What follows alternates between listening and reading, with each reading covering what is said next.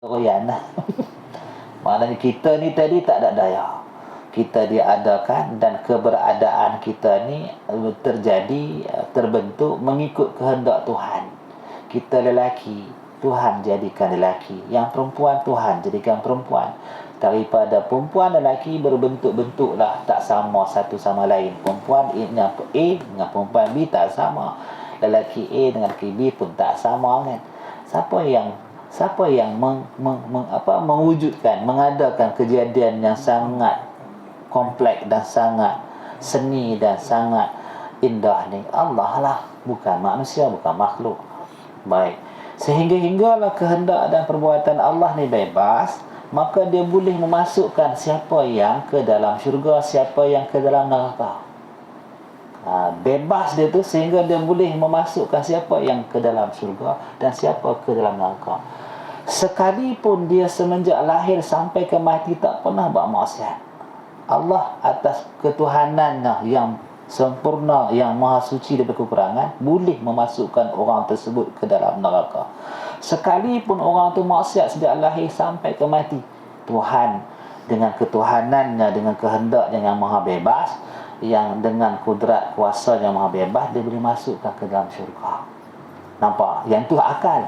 Tapi bila datang hukum syarak, siapa-siapa yang mentaati Allah ataupun orang yang melakukan ketaatan, dia akan masuk ke syurga, betul tak? Orang yang buat maksiat masuk ke dalam neraka, betul tak? Itu hukum syarak.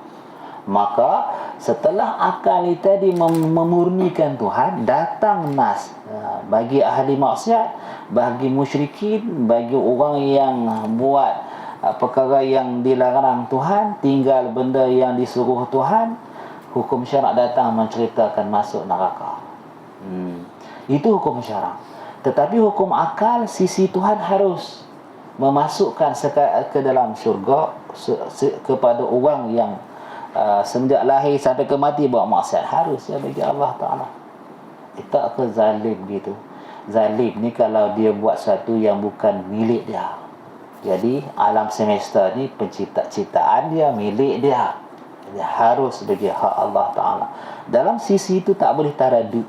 Taradud ni bahasa Melayu tak boleh syak, tak boleh ragu. Sungguh dengan Tuhan yang maha sempurna, maka sekiranya lah dia terpaksa memasukkan yang buat taat ke dalam syurga, yang buat maksiat ke dalam neraka, dengan nama terpaksa tu pun dah membawa makna dia terbatas.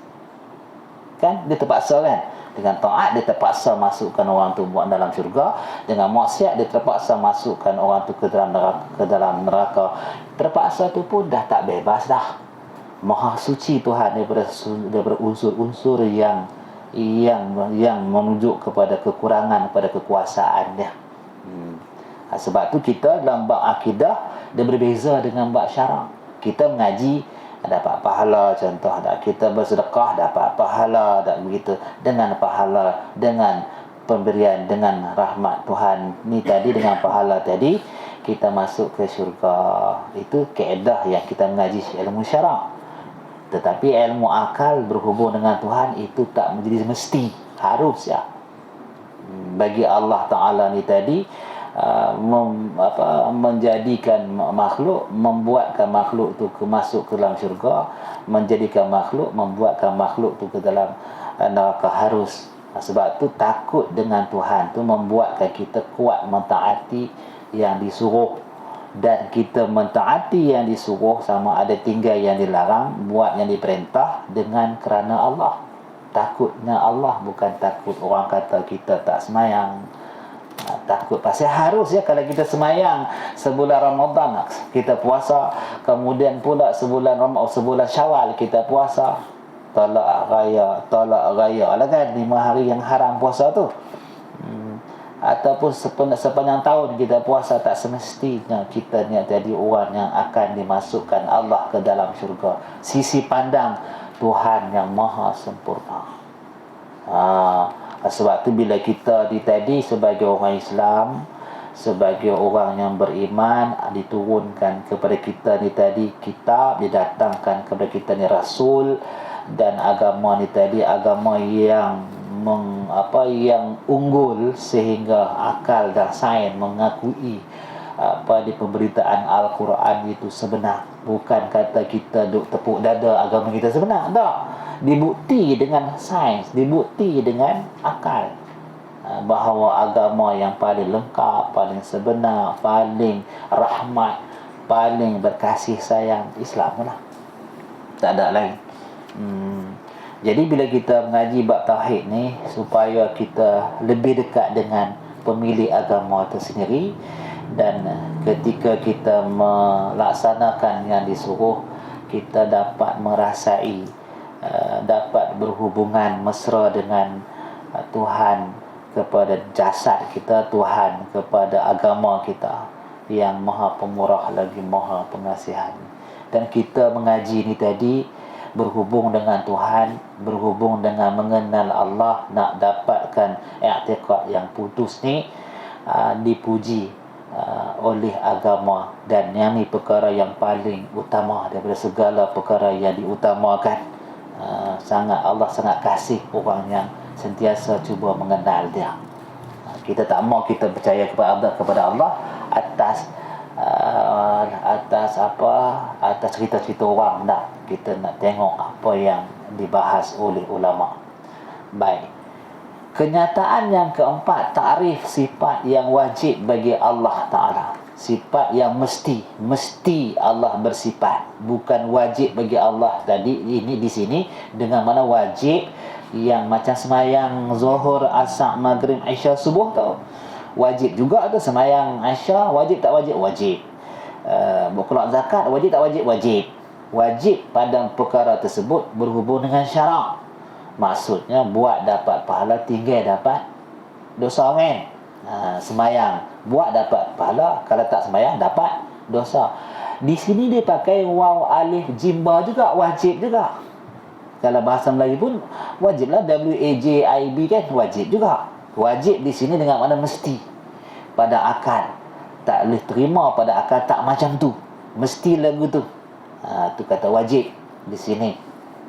Contoh macam 50 separuh daripada 100 tu, mesti lagu tu. Minggu depan lagu tu tak, tetap lagu tu juga. 100 tahun ke depan tetap lagu tu juga. Mesti, tak mungkin 50 separuh daripada 120. Ingat, satu tak mungkin.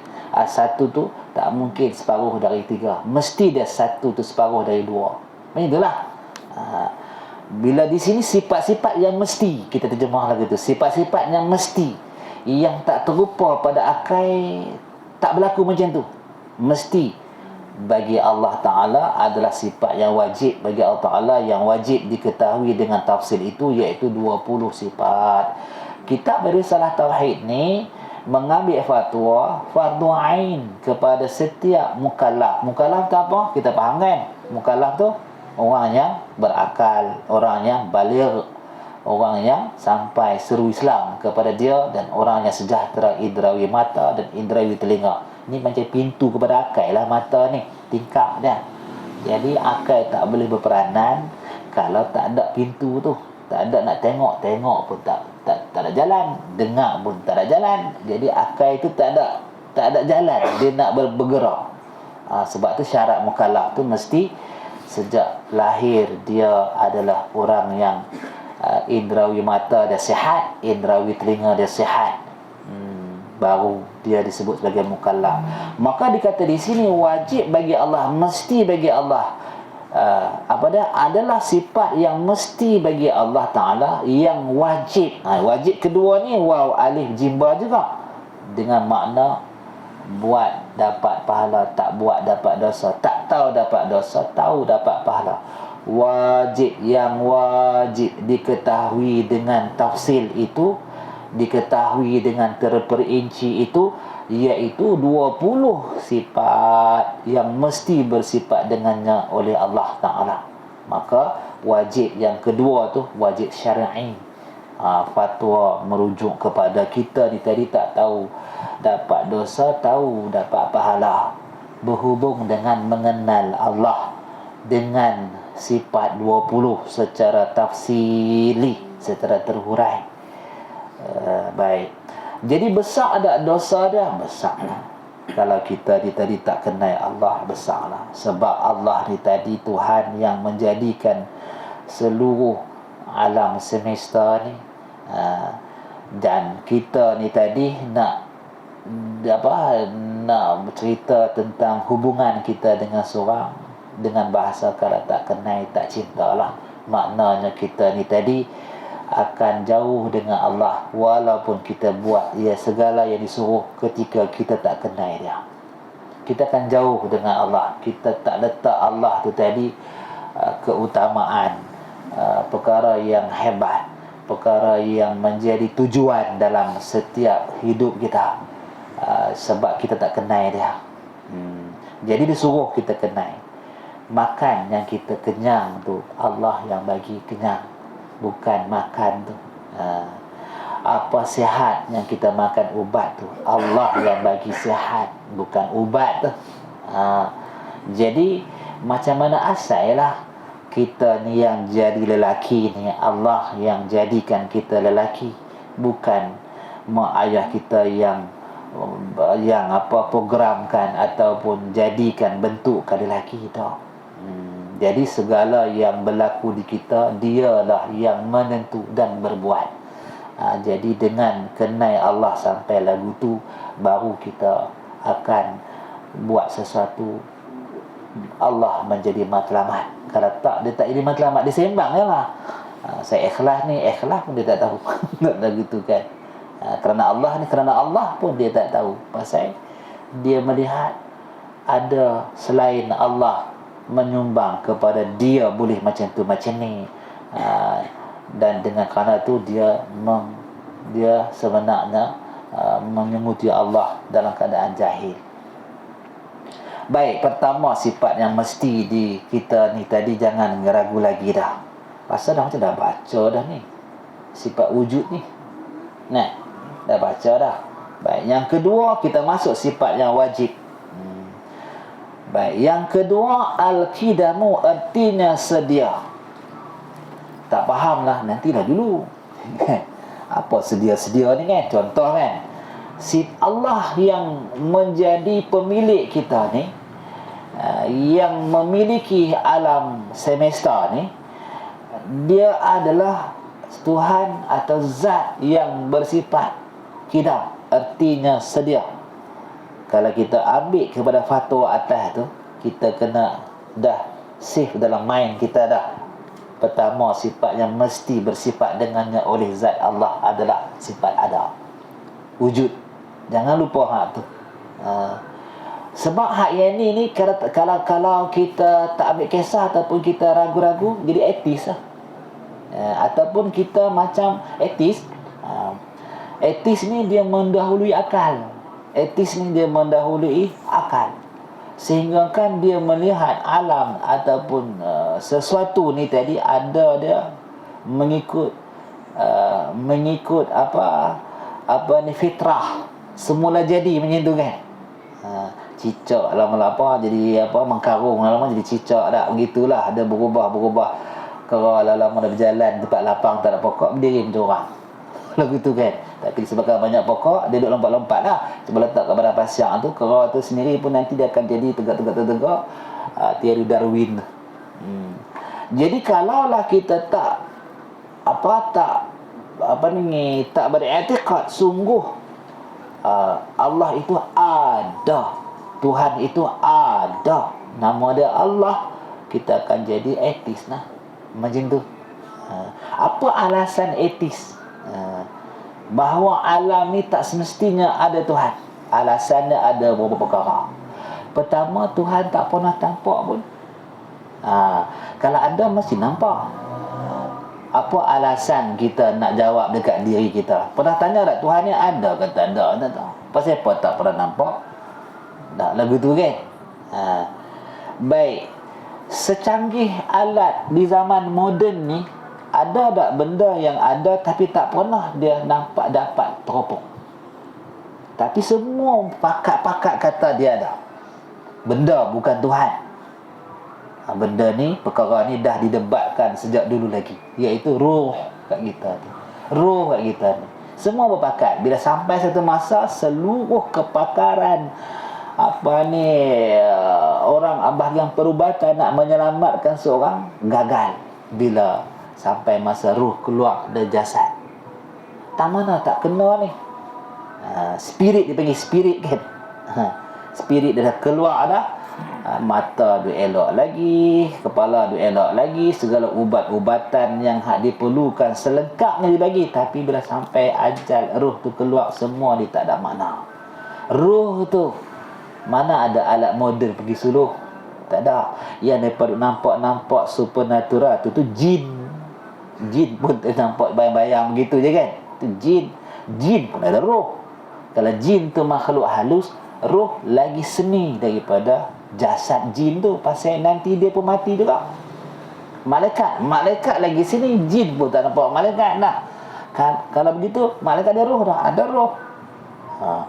Jadi di kita sekarang ni ada bukti nyata. Maka Tuhan maha sempurna pada adanya, pada zatnya, sehingga adanya itu tadi sangat sempurna daripada disentuh oleh semua jenis kekurangan ni. Akal kita kekurangan, mata kita jauh tak nampak, dekat sangat tak nampak dah.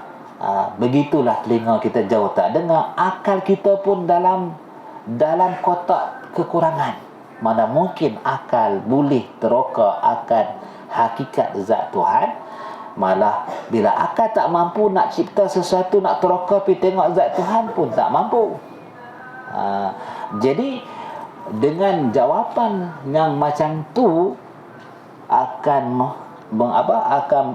membatalkan ataupun menggagalkan menjawab kepada soalan mengapa Tuhan tak boleh tengok, tapi tetap adanya. Tetap wujud, mesti ada. Sebab akal hukum dah, tak mungkin sesuatu boleh ada tanpa diadakan. Sedangkan sesuatu tu tadi sangat terbatas. Batu, pernah tak batu jadi air? Kalau batu tu pun tak pernah jadi air, macam mana batu nak buat batu lain? Dia sendiri pun tak boleh buat diri dia seperti apa, dan dia sendiri pun tak mampu nak menggerak diri dia daripada satu tempat ke tempat. Mana mungkin dia nak buat benda lain? Diri dia tu lemah dah. Maka alam semesta ni ada yang maha sempurna. Bukan sempurna biasa, maha sempurna dan maha kuasa.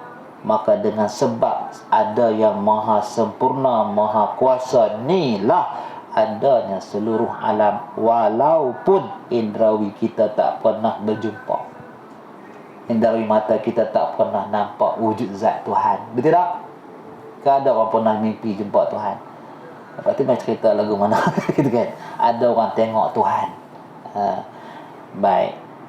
Jadi tak ada satu makhluk sejak dulu sampai sekarang dibuktikan dengan Nabi Musa tengok Tuhan pun dia tak mampu. Cuma Nabi Ibrahim dah, Rabbi arini kaifa tuhil mauta. Tuhai Tuhanku, tunjukkanlah aku kaifa tuhil mauta, bagaimana engkau menghidupkan perkara benda yang mati. Allah tunjuklah dekat dia. Ambil cincang apa semua, 3-4 ekor burung, setengah kata burung merpati, burung gagak, setengah kata macam-macam lah, tapi burung lah. Dia cincang dia campak tu. Kemudian saya lagi suruh letak di atas puncak bukit-bukit. Kemudian nanti diseru, maka Allah tunjuklah, kembalilah burung macam tu dah. Maka yang merpati ni hidup balik, dia cincang tu. Yang gagak ni hidup balik, begitu. Yang merak ni hidup balik,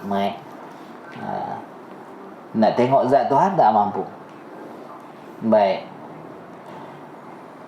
Kemudian Tuhan ni tadi, ini lagi lah akal terpaksa akui. Disepanggil kidam, sedia. Apa ni? Zat Allah tu. Yang kata kita dah kata ada Allah kan? Dia adalah ada yang tak ada mula. Ada yang tak bermula. Maka hakikatnya ibarat suatu gambaran daripada menafikan ada permulaan wujud Tuhan. Ini kita faham. Bila kita kata Allah tu bersifat kidam, sebenarnya satu kata kunci nak membawa kepada maksud kita menolak, kita menafikan ada Allah itu bermula. Kalau kita ikut ayah kita kan, pendek kata ikut kaedah, dulu kita tak ada, kita bermula ada 1973 macam tu kan. Yang setengah pula dulu tak ada, kita bermula ada 1989 dah. Baik, Tuhan ni yang kata ada Tuhan ni tak bermula. Mengapa kita kena kata macam tu? Kerana dengan ada mula tu adalah ada yang bersifat tak sempurna. Ada tu tak sempurna. Sungguhkah? Ya, sebab ada dia disebabkan. Penyebab itulah yang lebih sempurna daripada dia, macam tu. Tak. Maka mesti ada Tuhan ni, adanya itu tak bermula. Mesti macam tu. Pada akal, walaupun dia tak benar tu, mana ada benda yang ada tak mula nak tunjuk. Walaupun kita lahir-lahir dah ada gunung, dah ada Meru ni kan, Taman Meru dah ada. Itu bukan sedia yang seperti dalam kitab ni. Dia ada sebab kita baru ada. Dia ada dulu macam ayah kita. Lahir-lahir ayah kita dah ada. Bermakna bukan ada ayah kita tu kidam. Tak. Sebab dia pun nanti ada mula. Jadi kita fahamlah ada Allah tu tadi tak ada mula, sehingga-hingganya tak ada sebab yang menyebabkan adanya. Macam tu. Tak boleh kita ragu kepada adanya Allah tu tadi dengan makna tak ada mula. Jangan kita ragu. InsyaAllah kah? Redu kah? Ready. Baik. Sebab tu kita kena faham apa kidam tu sebuah gambaran, sebuah manifestasi kepada menafikan ada permulaan wujud Tuhan. Yang ni kalaulah kita kata ada Allah, tapi dulu pun dia tak ada juga macam kita, confirm kita ni masuk neraka. Sembahyang pun tak diterima sebab kita menghina-hina Tuhan. Maka katanya Allah dalam Al-Quran huwal awwalu, dia maha awal. Maksudnya dia bukan ada awal, dia maha awal. Dia yang menjadikan semua yang bermula. Semua ada ni bermula, maka dia bukan ada mula. Dia kata diri dia macam tu, dan dia bersaksi macam kita orang tepuk dada kan, syahidallahu annahu la ilaha illa, aku bersaksi bahawa tiada Tuhan melainkan Allah, aku ni aku bersaksi aku Allah. Sampai lagu tu. Jadi bila kita ni tadi nak membicarakan ketuhanan, bicaralah seperti yang Allah bicarakan diri dia. Jangan remeh-remeh macam tu. Jangan kita ambil sambil lewa, remeh lebih kurang. Sebab nanti kita tadi dipanggil main. Masalah dia, kita akan dipanggil jumpa balik. Wala tus'alunna yawma izin 'anil na'im. Akan ku tanya satu persatu. Siapa yang tanya? Aku tanya tu, aku tu Allah tu. Wala tus'alunna yawma izin 'anil na'im. Akan ditanya kembali kepada Allah tu yang bertanya.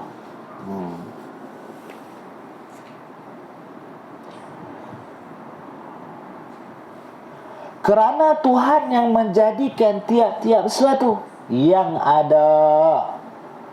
Kerana dengan sifat dia ini sedialah, maka sesuatu selain daripada Allah ada mula. Maka sesuatu selain Allah tu dikatakan yang diadakan oleh yang ada, yang tak ada mula ni. Yang demikian tak dapat tiada keadaannya lebih dahulu daripada tiap-tiap sesuatu itu bila merujuk kepada dia pencipta. Dia yang mengadakan sesuatu yang ada, maka dialah yang maha awal. Kiranya Tuhan tidak lebih dahulu daripada tiap-tiap sesuatu, dan saya boleh ada sesuatu lebih dahulu daripada yang mengadakan demikian, itu batal pada akal. Kalaulah Allah tak bersifat kidam, maka mesti ada sesuatu yang mendahului dia. Sedangkan dia kata apa? Lam yalid wa lam yulad. Lam yalid wa lam yulad. Yulad tidak dilahirkan, yalid melahirkan. Makanya dia tidak ada dua. Kemudian dia tidak ada yang menyebabkan adanya. Dia tidak ada yang menyebabkan adanya, dipanggil Al-Hayyu Al-Qayyum. Huwal Hayyul Qayyum qiyamuhu binafsihi, maknanya dia dengan dirinya maha sempurna. Jadi entity yang unformation object lah dipanggil kan, entity yang unformation object, UFO lah. UFO unformation object dia tak kan, sesuatu yang lost akal, unformation object lah. Jadi objek itu masih objek benda kan, maka dia maha suci daripada jenis benda.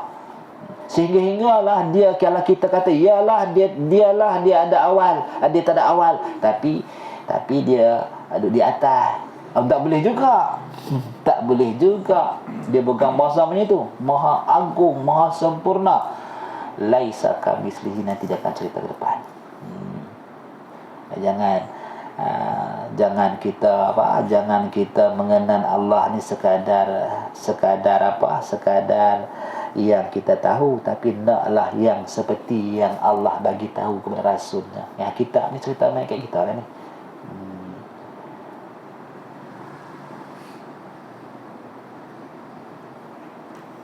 Jadi batal kaedah dia, benarlah dia mesti dah bersifat dengan kidam, kerana sesuatu selain dia lebih ada kemudian, sebab dia yang mengadakan. Mana mungkin kalau dia ada kemudian dan sesuatu ada sebelumnya? Mana mungkin, sebab dia pencipta segala sesuatu. Mana mungkin ayah ada kemudian daripada anak? Maknanya anak ada dulu baru ayah. Mana mungkin? Mestilah ayah ada dulu baru anak kan. Hukum adat berkahwin dapat anak, ada sebab tu ada adat. Ada yang mencari adat, tidak? Kahwin tak dapat anak tu mencari adat tu. Adat berkahwin dapat anak, mencari adatnya berkahwin tak dapat anak, macam tu kan. Baik, hukum akalnya anak lebih muda daripada ayah. Adakah boleh terbayang anak lebih tua pada ayah? Anak angkat boleh lah. Itu kata anak angkat boleh. Yang itu hukum akal. Ada sisi hukum adat. Berkahwin dengan ijab kabul, ada saksi, kemudian ada ada mas kahwin, tu hukum syarak. Pada kahwin tu sebenarnya ada 3 hukum adat berkahwin dapat anak, luar adat berkahwin tak dapat anak, tidak? Kemudian yang kedua hukum syarak, ada saksi, ada ijab kabul, tak lagi ada wali, ada mas kahwin. Okey, itu pada hukum syarak.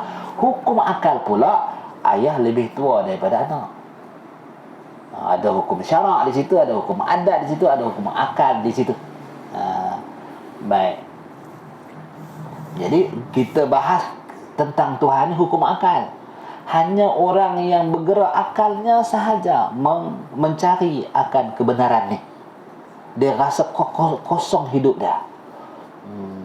Jadi yang memenuhi keperluan akal yang kosong tu tadi adalah Tuhan.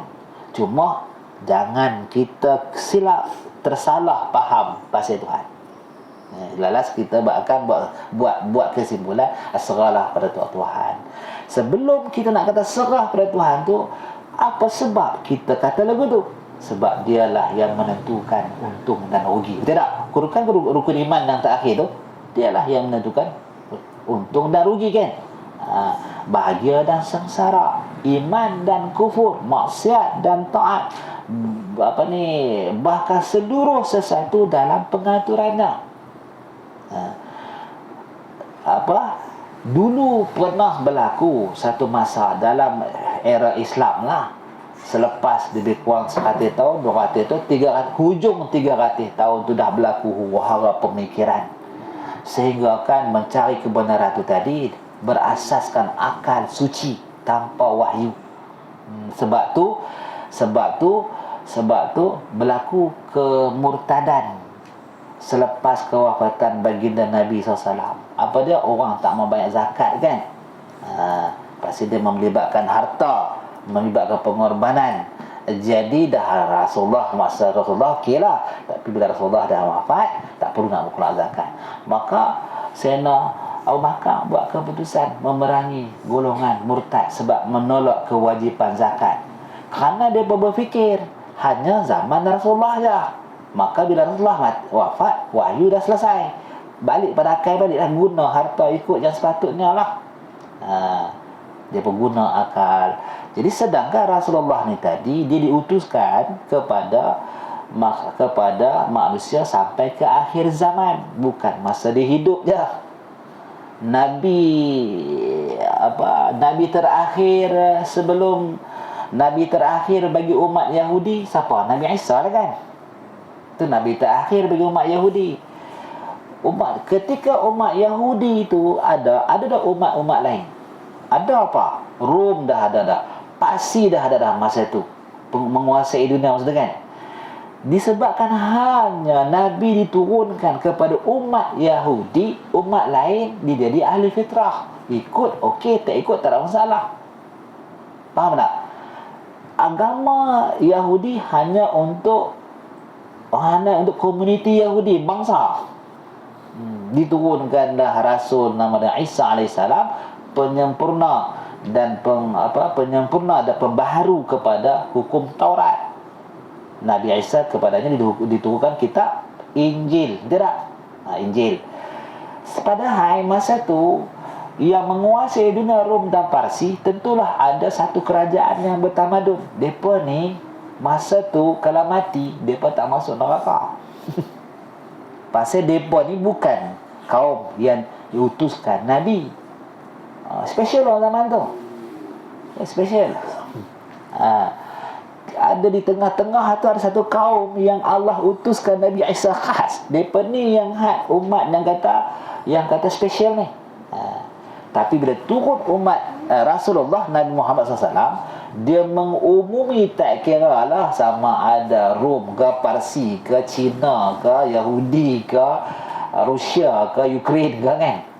Seluruh ni tadi hanya berpayungkan Rasul Khatamul Anbiya Muhammad sallallahu alaihi wasallam. Dia macam tu ya. Dia tak macam dulu special. Sekarang ni berbeza. Kemudian bila kita ni tadi nak kembali kepada Allah, mesti kena patuh macam Rasulullah tu. Tak kira lah sama ada dia orang Indonesia ke, orang Filipin ke, orang Rusia ke, skop kontak Allah tu mesti dalam kontak yang solid. Sebab tu kita sangat menentang kepada orang yang menghubungkan wujud zat Allah ni tadi seperti makhluk dengan bahasa duduk di atas arash, terjemah dengan zahir ayat ni. Itu bahaya. Kita jangan terpengaruh pasal benda tu didatangkan dengan firman dan dalil. Ar-Rahmanu ala arsyistawa.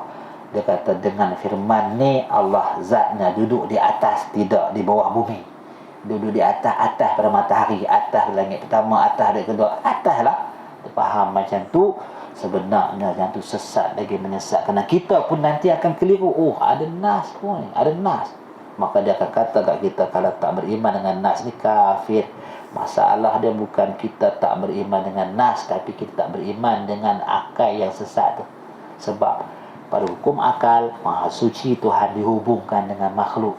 Kerana Allah sendiri klaim diri dia tak sama dengan makhluk. Makhluk ni dia kan duduk dalam pihak, di atas, di bawah dan sebagainya. Sebab tu kita sangat penting hal-hal yang macam ni. Kecuali lah Nabi Muhammad tu turun untuk golongan Arab sahaja, tu hal ceritalah. Kita ni nak cuma advance saja, nak tumpang-tumpang macam Rom nak tumpang agama Yahudi, tak ada masalah. Tapi kalaulah kita balik kepada, bukan kalau, bila mana kita balik kepada hakikat Rasulullah diturun kepada seluruh umat sampai ke akhir zaman, kita kena satu faham dan satu cerita tentang Tuhan secara solid. Baik. Apabila disebut Tuhan bersifat dengan kidam, setelah kita dah faham kidam tu makna apa dan apa kesan sekiranya kita tidak bersifat, kalau kita tidak mengimani Allah Ta'ala bersifat dengan kidam, dia nak hurailah. Lepas tu, apabila sudah Tuhan bersifat dengan kidam, jadilah ia qadim. Apa beza kidam dengan qadim? Ini bahasa. Misalnya seperti Zaid, apabila dikatakan ia bersifat dengan unjur, nescaya disebutlah ia mengunjur di dalam ilmu tauhid yang baik. Jadi kalaulah orang tu tadi dia tadi dengan ilmu dengan ilmu bahasa Arabnya, dengan ilmu fiqahnya, dengan ilmu usuluddinnya, dan dia bercakap dengan dalil dia, maka dia ada ilmu kan. Dipanggil alimun, orang tu alim. Qadimun, Tuhan yang tidak ada awal, sifat yang tak ada awal, kidam. Jadi zat yang bersifat kidam tu qadimun, yang tak berawal, yang tak ada awal, kidam, yang sedia. Jadi dia tu qadimun, yang tidak ada awal, ataupun yang Tuhan yang dipanggil Tuhan yang bersifat sedia. Kalau dia ada ilmu, kalau dia pergi masjid, bercakap dengan lembah lembutnya, pemaaf orangnya, pemurah hatinya, senyuman di wajahnya. Tadi saya pun rasa bersalah jugalah. Main tadi dah ada gon, lepas tu tak tengok gon. Tengok gon tu, tengok ayak, ada ayak. Langgar ayak tu ada orang, anak-anak 5 orang kot dengan perempuan. Habis kuyuk. Itu salah juga lah. Tapi motor ada kat belakang tu, kalau berhenti terkejut lagi dia pergi hantam belakang pula. Nah, yang penting tengok rupa marah dah tu, kena maki hari ni. Basah kuyuk.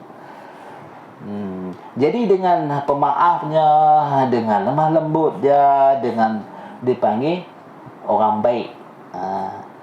Dalam bahasa Arab salihun, orang yang baik macam tu. Dan kalau ilmu ni panggil orang yang alimun, orang yang ada ilmu, dia bersifat ada ilmu dan dipanggil alimun.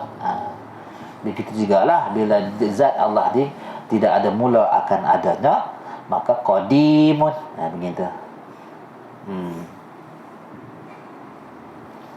Di dalam ilmu tauhid ini ada satu, dia nak bahas benda-benda yang terhubung dalam ilmu tauhid ni. Tak larat dah kah? Baca kitab ni saya tak faham. Tak larat dah kah? Ya? Tak lah, bukan saya tak larat, yang dengar. Nak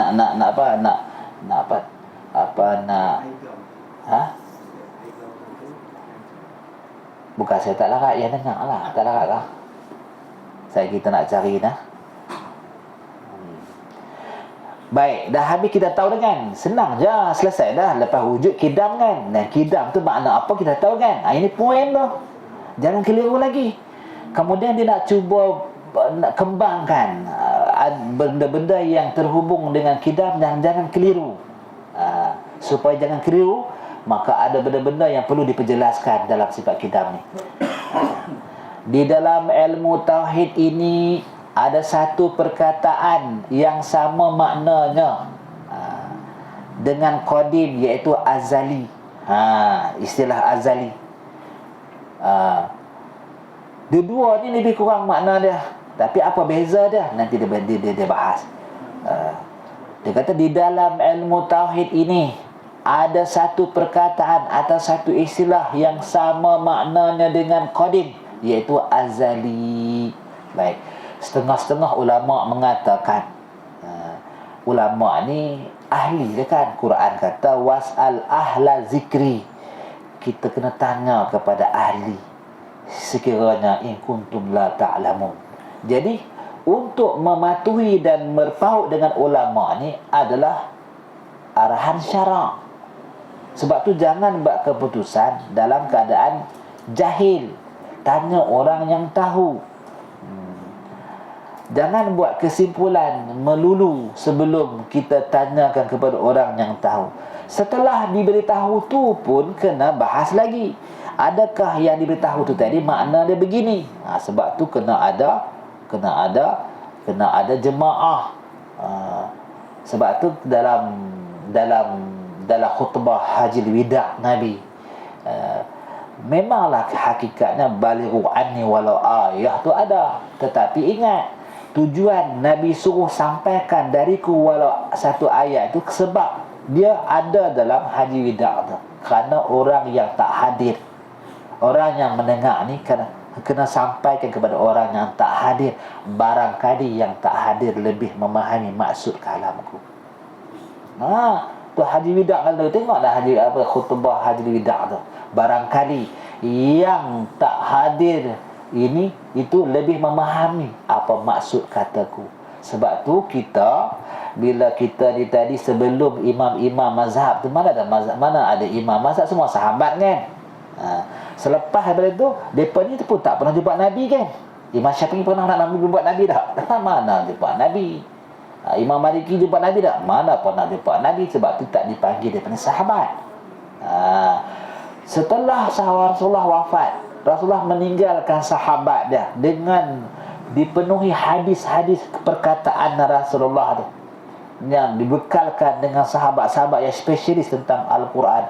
Abdullah ibn Mas'ud dah, kemudian Abdullah ibn Abbas dah, sampailah kepada kepada tabi'in, barulah muncul Imam Asy-Syafi'i. Kalau kata peringkat tabi', muncullah Imam Hanafi. Adapun inilah yang memahami kalam Rasulullah tu, sampai timbullah mazhab Imam Abu Hanifah. Sebelum tu ada tak mazhab? Tak ada. Jadi pernah ada Imam Abu Hanifah direct bertemu dengan Nabi, dengar qala Rasulullah bersabda begini tak pernah. Hanya didengar daripada Abu Hurairah, daripada Siti Sayyidatina Aisyah, hadis-hadis tu kan. Tak jumpa Rasul. Tapi itulah betul kalam Nabi. Sampaikanlah, sebab yang tidak hadir lebih memahami kalamku daripada yang mendengar. Tujuan sampaikan tu. Sebab tu kita mengaji ni pun tak sama faham sebenarnya. tu lumrah macam tu. Baik. Jadi ada tak orang kata Bukhari lebih faham hadis? Kalau begitu Bukhari lebih faham hadis, mana mazhab dia?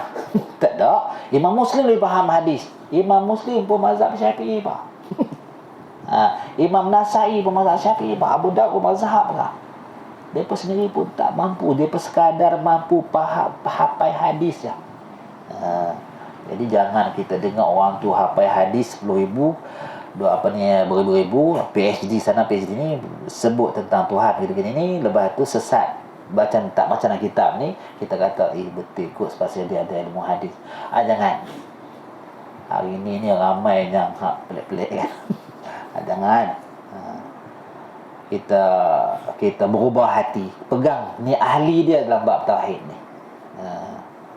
Yang mengarang kita ni ahli dia lah menyentuh dalam bab ilmu tauhid.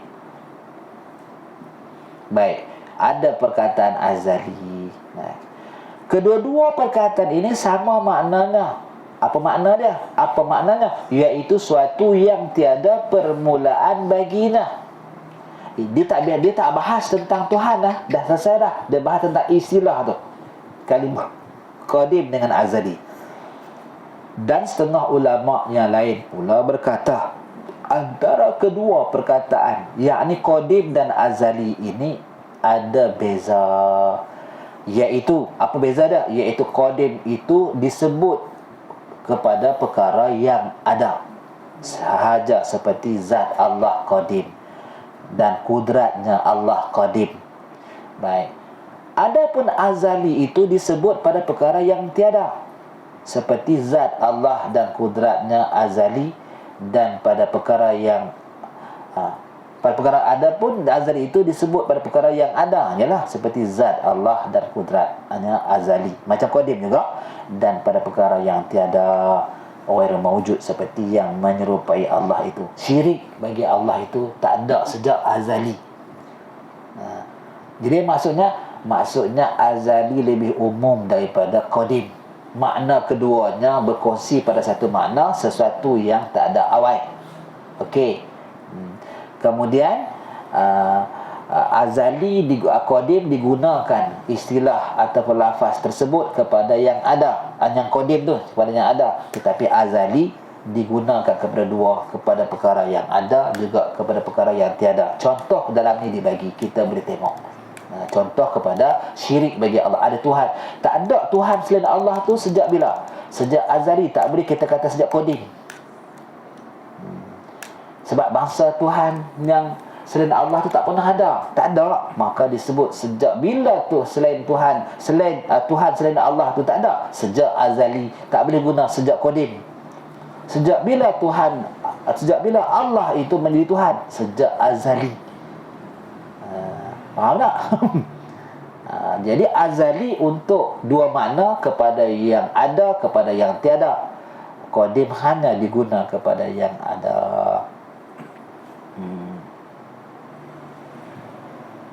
Yang ini benda yang perkara yang terhubung kait dengan perbahasan istilah qadim dengan azali. Bukan dibincang awal tadi berhubung dengan sifat Tuhan, tapi dengan ni makna lafaz. Maka qadim itu khas, disebut pun, dan azali itu am, lebih umum lah. Tiap-tiap qadim azali tiada boleh akas, yakni tiap-tiap azali tiada boleh disebut qadim. Tiap-tiap qadim tentu azali, tetapi tiap-tiap azali tak boleh kita kata qadim, sebab azali bermakna dia ada makna kepada tiada. Baik. Adalah qadim dengan nisbah kepada nama terbahagi kepada 4 bahagi. Ini panggilan. Maknanya nama kita panggil. Qadim sifati yang ni benda yang ada dalam perbahasan ni. Qadim sifati, kedua qadim zati, ketiga qadim idafi, keempat qadim zamani. Dia terjemah tu. Qadim sifati maknanya tidak ada permulaan sifat Allah. Faham dah tu? Qadim zati tidak ada permulaan zat Allah. Sebab qadim kan kita keliru dah kan qadim hanya pada perkara yang ada. Ni bukan pada istilah dah. Yang ni dia balik kepada makna qadim tu sendiri, menafikan permulaan. Jadi tidak ada permulaan sifat Allah, dipanggil qadim zat sifati. Tidak ada permulaan, diterjemah qadim tu. Kita sebab tu bermula di adalah qadim dengan nisbah kepada nama terbagi pada 4 bahagi. 1, 2, 3. Ini balik kepada faham yang makna qidam tu apa. Rujuk pada muka surat yang ke-15 tu, iaitu ibarat kepada tiada, menafikan ada permulaan. Maka menafikan ada permulaan itu diterjemahkan qadim sifati, tidak ada permulaan sifat Allah. Diterjemahkan qadim tu secara panjang. Qadim zati, tidak ada permulaan zat Allah. Qadim idafi, terdahulu suatu atas suatu, seperti terdahulu bapa kepada anak. 1, 2 tu balik kepada muka surat 15. Yang 3, 4 ni dia dah lain. Sebab walaupun lain tapi tak masuk juga, supaya kita faham ada benda yang terhubung dengan kalimah yang sama. Qadim idafi, terdahulu seperti ayah dengan anak. Yang keempat digunakan juga qadim zamani, lalu masa atas suatu sekurang-kurang setahun. Benda tu ada dalam tempoh setahun. Sejak bila rumah ni buat ni? Sejak lama dah. Dalam bahasa Arabnya qadim zamani, bukan tak ada mula. Ada istilah ke situ. Baik, maka qadim hakiki, qadim sifati dan qadim zati. Qadim yang sebenar-benar dimaksudkan dalam kitab ni dua aja, qadim sifati dan qadim zati. Tiada harus dikatakan lain daripada Allah. Baik, selesai dekat situ. Jadi poin-poin dalam ni dapat tak? Poin tu yang penting. Sebenarnya faham tu yang penting. Faham tu mesti ingat poin. Tapi kalau poin pun tak ingat juga, yang ni tak jumpa Google lah. Buka map tak cuba cerita kat mana ni. Poin tu menunjukkan membawa orang sangat faham kan. Faham yang penting. Kalau faham mesti tahu poin apa tu. Kemudian setidak-tidaknya pada minimal lah kita tahu perbahasan dalam ni poinnya apa. Supaya kita ni tadi jelas bahawa sungguh tidak ada ragu-ragu syak dalam hati kita bahawa Tuhan yang kita kata Allah tu tadi sangat agung. Dengan terjemahan, dia adalah wujudnya qidam. Dia bersifat qidam pada sifatnya. Wallahu a'lam bisawab. Kita berhenti kitab yang pertama di sinilah. Saya kalau baca lagi ada tak larat. Saya okey. Huraikan saya tentang apa Nabi Muhammad tu berjumpa Tuhan di